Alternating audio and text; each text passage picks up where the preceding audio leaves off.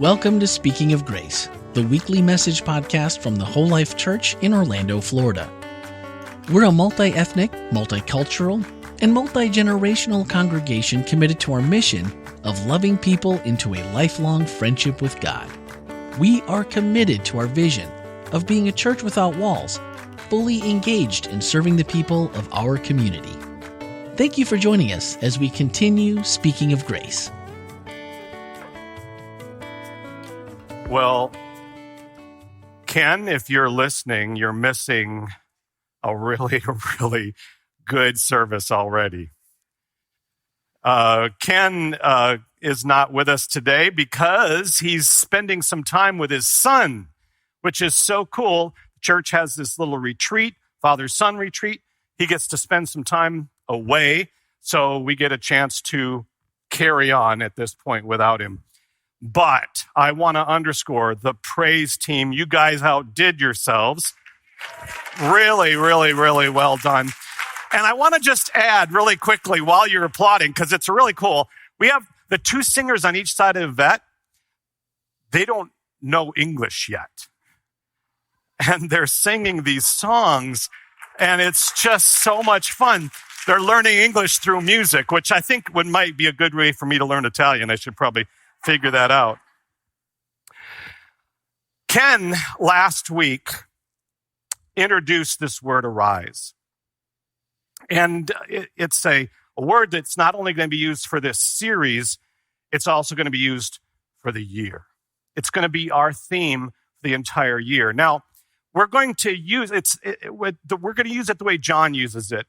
John is very selective in the way he uses this Greek word that he kind of scatters throughout his gospel. And it's not just a physical getting up or waking. It goes beyond that. He uses it as in a very somewhat emotionally attentive way. Not the Macaulay Culkin way, but in a different way in which it's actually a very intentional response on our part. And that's really the way we look at it in chapter 11 of John, because it is highly intentional, the way John uses it, but also the way it actually gets portrayed. Let me give you a little background. John chapter 11, for those of you who may not know, this is the story where Jesus raises Lazarus from the dead. It's a pretty big story, right? The background to even that is that Jesus is up in Galilee with his disciples. They're not hiding out, but in a sense, they're being quite safe because Jerusalem and Judea is a hotbed of disaster for Jesus and his disciples. The leaders are already scheming ways to do away with Jesus and his followers. But during this time, there is a message that gets through to Jesus from Mary and Martha, Lazarus' sisters. And they let Jesus know, our brother Lazarus is sick. Deathly sick. And so we kind of get this idea that that Jesus maybe does what John might say, arises. And that's where we might find this Greek word. Jesus arises and goes to his friend Lazarus, who is on the verge of death. But that's not what happens. John doesn't use that word, and Jesus doesn't go. As a matter of fact, Jesus stays put. That's where let me just pick up the story. He says that he gets quoted, actually, by John, and he looks at it, and it says, Jesus loved Martha and Mary, her sister, Lazarus.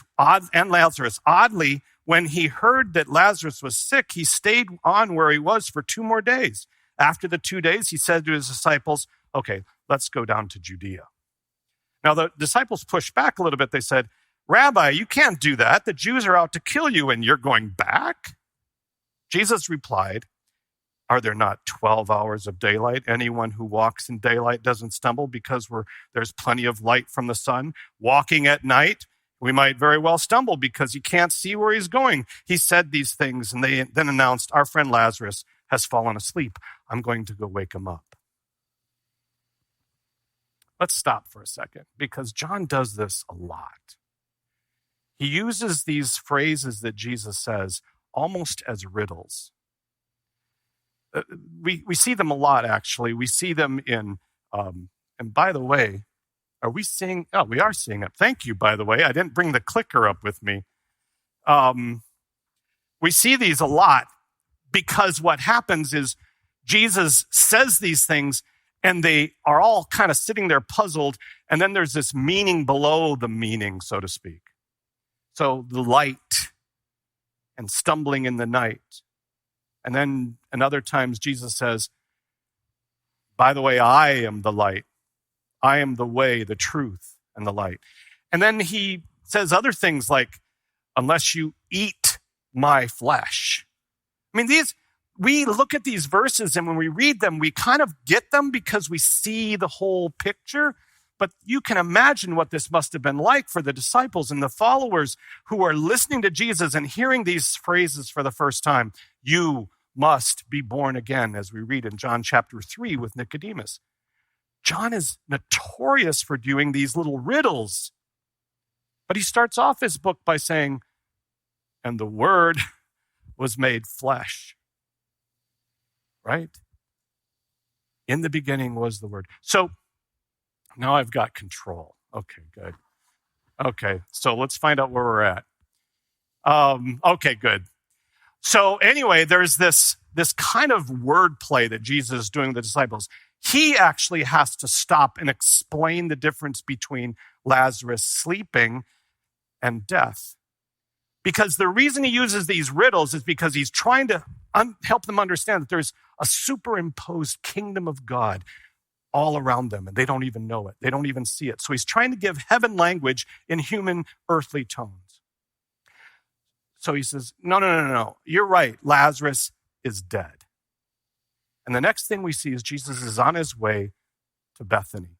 Now, the problem is that Bethany is like a suburb of Jerusalem. It's only like a couple miles away from Jerusalem.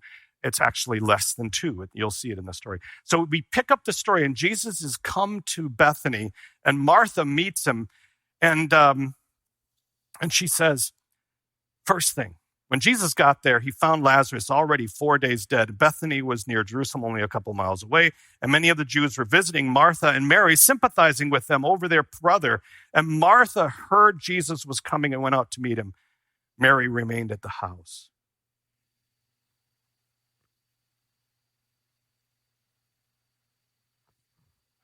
I got to follow along myself, don't I? Martha says, Master, if you'd have been here, my brother wouldn't have died. Even now, I know that whatever you ask of God, he will give you. And Jesus says, your brother will be raised up. To which Martha says, I go back, yeah, I know my brother will be raised up in the resurrection at the end of time. There's that little play, riddle, this little play on words, meaning under the meaning. Martha still doesn't quite get it. But what's going on here is pretty important for us to understand because John wants to paint this picture. The disciples are following behind him, and they're saying, Jesus doesn't get it. We're walking into our death. He's oblivious to, is he not serious? This is really the end of our ministry if we go down there. Martha is saying, does he not understand? If he'd have come just a few days earlier, then I wouldn't have to be dealing with what's going on here. I got people in my house, friends, relatives, but also people I never have seen before. They're here mourning and crying. And my sister Mary is in the bedroom, won't come out. She's not helping. The same story that we read in Luke, but even amplified. Jesus, yes, I understand the resurrection, but I have to deal with life. My brother is dead now. And I look at all around you. You can see what's going on. And John helps us understand that Jesus is not unaware. He's very attentive to what's going on. He just does it in his time. So that's why we see the next verse that pops up. We see Jesus saying to Mary, I am the resurrection and the life. It makes more sense now when we understand it. This phrase has been somewhat of a byline for us that Jesus uses. But he's helping Mary understand that, yes, I see what you're saying, but Mary still doesn't get it, even after he explains that I am here for this as well. Martha doesn't get it. So Martha leaves him and she goes to Mary and she says to Mary, she whispers, actually she goes in, it says kind of in secret, not to disrupt everybody else in the house. And she goes to Mary and she says, Jesus is here and he's asking for you. And this is where John uses the word arise. Mary arises. She knows that the room that she was in, the people that are around her, the friends and relatives that came, even her own sister, Martha, could not compare to where real peace was. When she found out that Jesus was there asking for her, she arose, it says, and she went to Jesus' feet.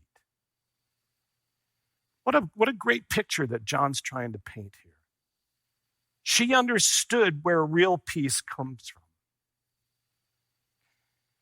I was at a wedding with my wife, and we were out on the Outer Banks of North Carolina. And the wedding went great. It was my nephew. The wedding was perfect. But we got word that afternoon that Hurricane Matthew was going to hit the Carolina shores.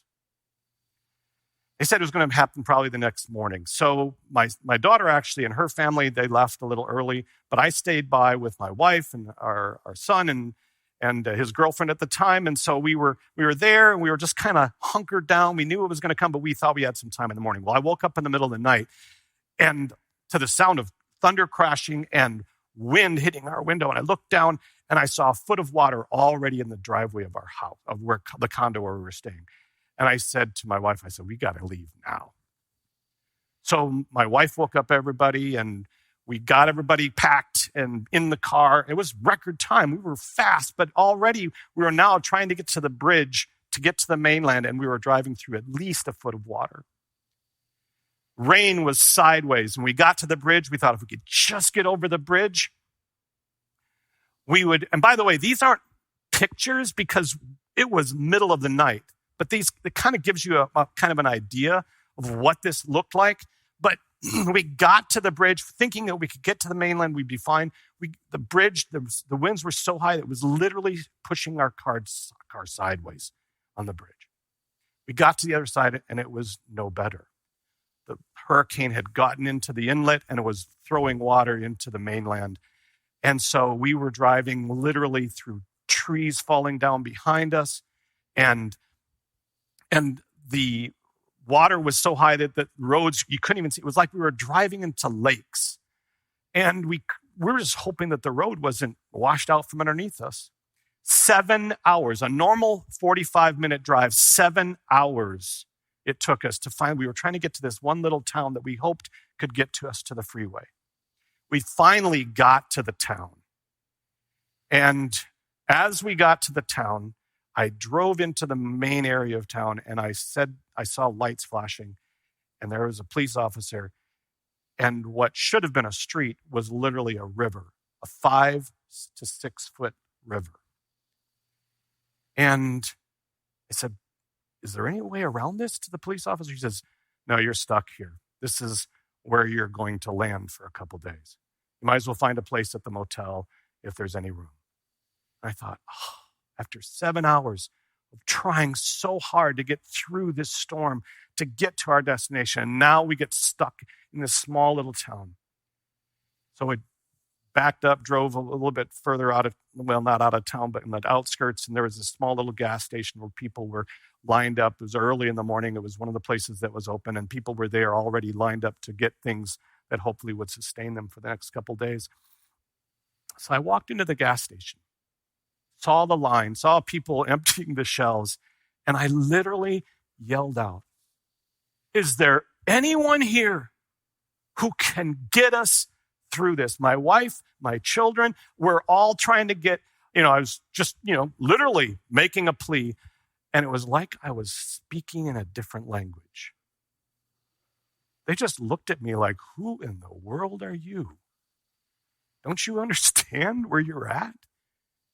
I wanted to say, I just came from the Outer Banks and, pay attention to me. So I walked back to my car knowing that we were stuck and I was going to have to get word to my family that this is it. This is where our trip ends. And somebody tapped me on the shoulder before I got to the car and he said, are you the person that just, made an announcement in the gas station? And I said, yeah. And he goes, well, I have that generator in the back of my truck. I have to get it to this family. I know some back roads. I don't know if we can do it, but if you're willing to follow me, we'll see if we can manage. And for the first time in 7 hours, I said, yeah, I want to go. Let's do this. I want to go with this person because everybody else was just pulled alongside of the road and content to stay. So I said to my wife, we're leaving. And she goes, we're what? I said, we're leaving. She goes, well, how do we do that? I said, we're going to follow him. And she goes, who's he? I said, well, he's got a generator in the back of his truck and he's got a winch in the front. So I'm going to follow him. And we did. Now, I have to admit, there were times when I wasn't sure we were going the right direction because he was taking us down some back roads, and we did go through high water. But it was a lot different following someone in that situation than doing it alone. He finally got us to the other side. We finally got to the freeway. He said, that's the freeway. He had to go a different direction. We were so grateful to him. He drove off and we got to the freeway. I got to thinking about that incident. And I understood that there is a place in our lives where we have to start to trust, right? And Mary arose.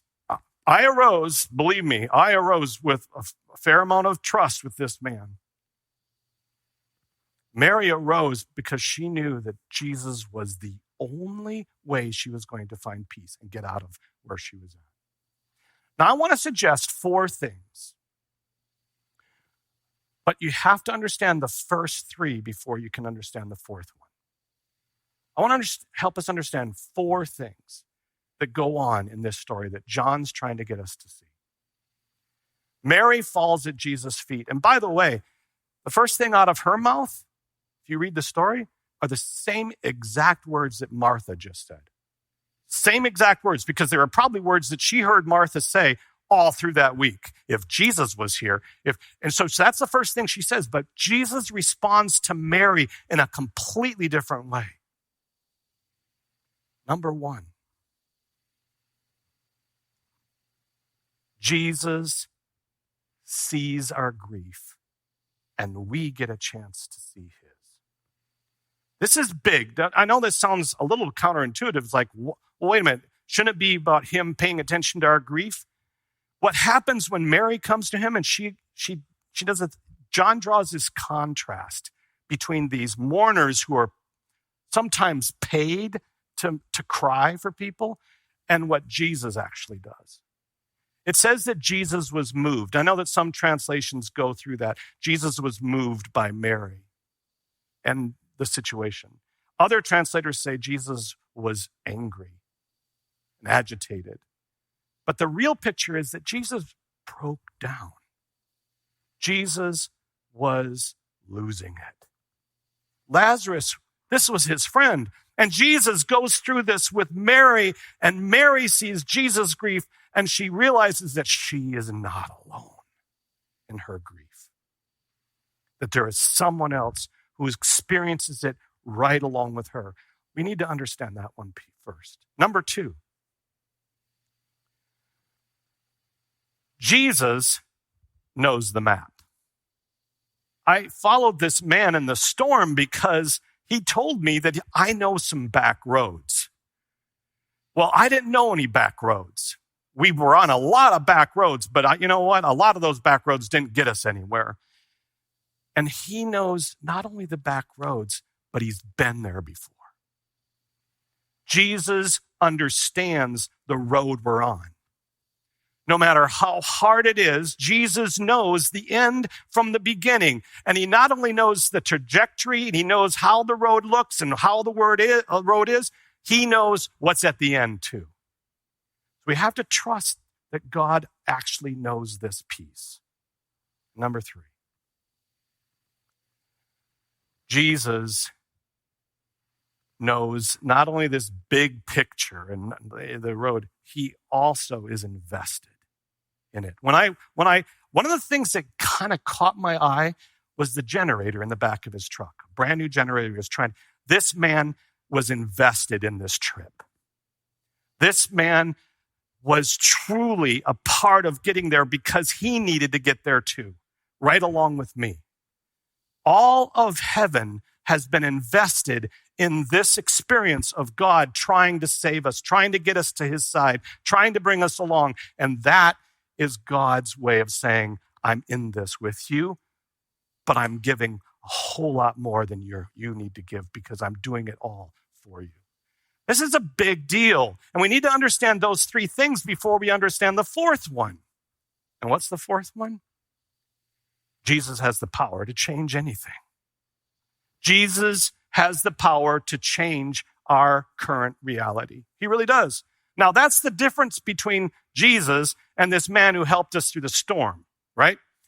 He could get us around some roads and maybe some flooded areas, but he wasn't able to stop the storm. Jesus is in the boat with the disciples. He's able to stop the storm, the current reality. But just like Martha would complain about, he doesn't always do it the way we think he should. He does have the power to change it. Jesus goes to the tomb, which really interesting. If you read the story, Martha actually pushes back. He goes to the tomb. He says, roll the stone away. And she's going, whoa, do you understand the smell? Do you understand what's going to happen? Please don't do it this way. Just know that I'm a little anxious about the fact that you didn't come in my time, but now it's done and we're going to take care of this. No, it was already Jesus' plan before he even left Galilee that he knew what he was going to do. So, Jesus has the power to change our current reality. It's just that sometimes he doesn't do it the way we think he should. But we can't understand that part of Jesus until we understand the first 3. Because Jesus understands and knows where real peace comes from. You know, Lazarus is going to die again. The storms are still going to happen. There will be more people who will come to Lazarus' next funeral. But Jesus knows that his peace is eternal.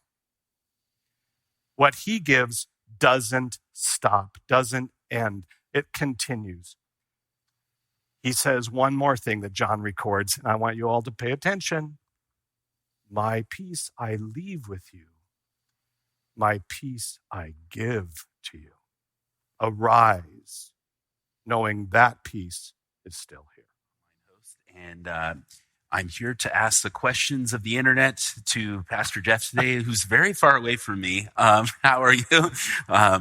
We're just trying to stay safe. But if you haven't already, feel free to join us on wholelife.church/live or on Facebook, and you can post a question right now, and I might even see it before we're done, because you guys kind of are 3 minutes ahead of the internet, so you have an advantage. We have, if I can get to just want to say really quick, yes. Great job. This was just really, really well done. Man. All right. So we have a question here from Jim, which is he's been reading through the Bible and he's noticed that there's a lot more profound pain than peace.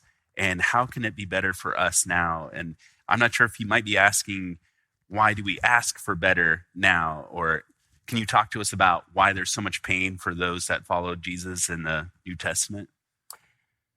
That's a question actually I asked myself through whoever, Jim, thank you for the question. Jesus actually asked his father the same question. Is it possible that we can get beyond this? Is it possible that we can move through this without going through this part? I don't know if pain is always going to be, or suffering is always going to be the way to peace or the way to happiness.